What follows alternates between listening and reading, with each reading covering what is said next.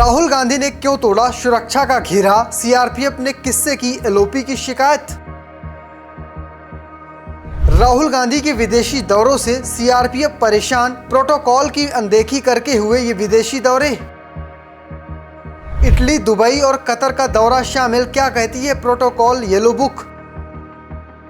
राहुल गांधी की सुरक्षा को लेकर एक बड़ी खबर सामने आई है। मीडिया रिपोर्ट्स में दावा किया गया है कि सीआरपीएफ के डीजी सिक्योरिटीज ने कांग्रेस अध्यक्ष मल्लिकार्जुन खड़गे को पत्र लिखकर गंभीर शिकायत दर्ज कराई है। इस पत्र में राहुल गांधी पर सिक्योरिटी प्रोटोकॉल तोड़ने और सुरक्षा में लापरवाही बरतने का आरोप लगाया गया है। इस पत्र की जानकारी आने के बाद पूरे देश की राजनीति इस पर गर्मा गई है। भाजपा नेता इसको लेकर जोरदार हमला बोल रहे हैं तो कांग्रेस ने भी जबरदस्त पलटवार किया है। चलिए आपको इस वीडियो में इस खबर के बारे में विस्तार से दिखाते हैं। इस पत्र पर इस बात का भी जिक्र किया गया है कि राहुल गांधी विदेशी दौरे में जाने से पहले जरूरी जानकारी सीआरपीएफ को नहीं देते हैं। प्रोटोकॉल के मुताबिक जेड प्लस सुरक्षा जिस भी व्यक्ति को मिलती है उसे विदेश यात्रा से ठीक पहले या कहीं 15 दिन पहले सुरक्षा एजेंसियों को औपचारिक रूप से सूचित करना होता है ताकि उनकी सुरक्षा व्यवस्था स्थानीय एजेंसियों के साथ समन्वित की जा सके। सीआरपीएफ की ओर से लिखी गई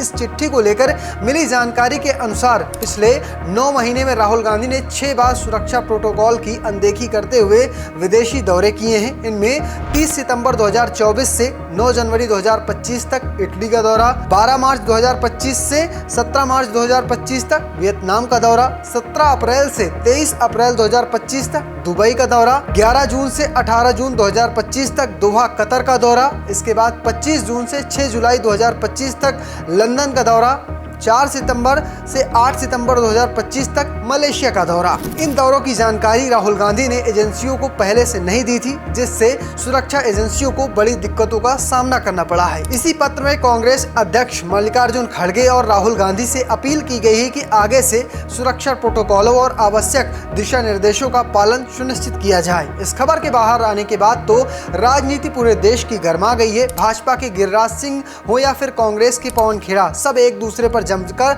हमला बोल रहे हैं। क्या कुछ कह रहे हैं गिरिराज सिंह, चलिए पहले वो सुनवाएंगे, फिर आपको दिखाऊंगा पवन खेड़ा क्या कह रहे हैं, वहीं अनुराग ठाकुर का क्या कहना है और उन्हें राजेश ठाकुर क्या जवाब दे रहे हैं, सब कुछ सुनाएंगे विस्तार से। जब सुरक्षा नहीं मिलेगा तो चिल्लाएंगे कि गांधी परिवार को सुरक्षा नहीं दी जा रही है। सुरक्षा दिया जाता है तो सुरक्षा नियम का पालन नहीं करते। 9 महीना में अगर 6 बार विदेश गया है, इसकी जांच होनी चाहिए। क्या व्यक्तिगत संबंधों से मिलने जाते हैं, जाएं, लेकिन उसका खुलासा करें। नहीं तो सरकार इस पर एक जांच कमेटी बैठाए।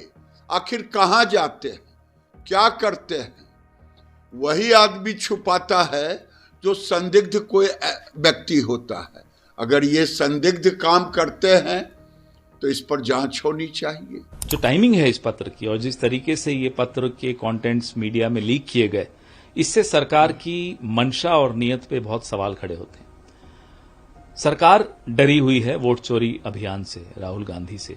सरकार इस बात से भी डरी हुई है और विशेष तौर पर प्रधानमंत्री निजी तौर पर डरे हुए हैं कि ये जो हाइड्रोजन बॉम्ब है कहीं वाराणसी में फट जाएगा या हरियाणा में फट जाएगा या किसी और उनके प्रिय राज्यों में फट जाएगा। उनको ये डर है। सुना है आजकल नींद की गोलियां ज्यादा भी लेनी पड़ रही हैं उनको। लेकिन इसका मतलब ये नहीं है कि राहुल गांधी की सुरक्षा जैसे संजीदा विषय को का इस तरह से राजनीतिकरण करें। बीजेपी कह रही है कि जो शहजाद पूनावाला, उन्होंने कहा कि अगर कांग्रेस के राहुल गांधी कंटिन्यू करते हैं अपना ऐसे ही बार बार सिक्योरिटी प्रोटोकॉल वायलेट करते हैं तो अगर कुछ अनहोनी होती है। क्या ये बीजेपी की तरफ से राहुल गांधी को धमकी मानूं? और अगर ये धमकी है जो कि ये सुनाई दे रही है हमको, सरकार इस पर क्या कार्रवाई करने वाली है भारतीय जनता पार्टी के इन प्रवक्ताओं पर? कांग्रेस के राष्ट्रीय अध्यक्ष को इसको बहुत गंभीरता से लेना चाहिए, क्योंकि अगर कुछ ईश्वर ना करे हो जाए तो ब्रीच कोई करेगा लेकिन खामियाजा किसी और को भुगतना पड़ेगा। भारत के एक वरिष्ठ नेता राहुल गांधी जी हैं, चाहे विपक्ष के ही नेता हों, लेकिन मुझे लगता है ऐसे ब्रीच करने से उनको बाज आना चाहिए। और जो हमारी सुरक्षा सुविधाएं हैं और जो एजेंसियां उसमें लगी हैं, संस्थाएं लगी हैं, उनको इस तरह की कंप्लेंट करने का मौका नहीं देना चाहिए। मैं मानता हूं कि मल्लिकार्जुन खड़गे जी इसको बड़ी गंभीरता से लेंगे, बहुत गंभीरता से लेना चाहिए और अपने नेताओं को निर्देश भी जारी करने चाहिए। देखिए, अब ईडी सीबीआई के बाद सीआरपीएफ भी खुलेआम एक राजनीतिक दल के समर्थन में उतर गई है।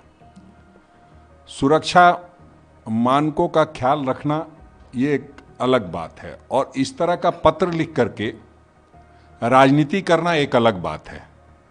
आदरणीय मल्लिकार्जुन खड़गे जी हमारे राष्ट्रीय अध्यक्ष हैं, देश के गृह मंत्री अमित शाह हैं, तो वो कौन सी आवश्यकता आन पड़ी कि उनको मल्लिकार्जुन खड़गे जो हमारे राष्ट्रीय अध्यक्ष हैं उनको ये लिखना पड़ा। आदरणीय राहुल गांधी जी खुद एलओपी हैं, लीडर ऑफ ऑपोजिशन हैं, तो अगर कोई बात है तो उनको कहनी चाहिए। ये तो स्पष्ट हो गया कि जो एक आरएसएस एजेंडा चलाती है उस एजेंडे पर अब सीआरपीएफ भी काम करने लगी है।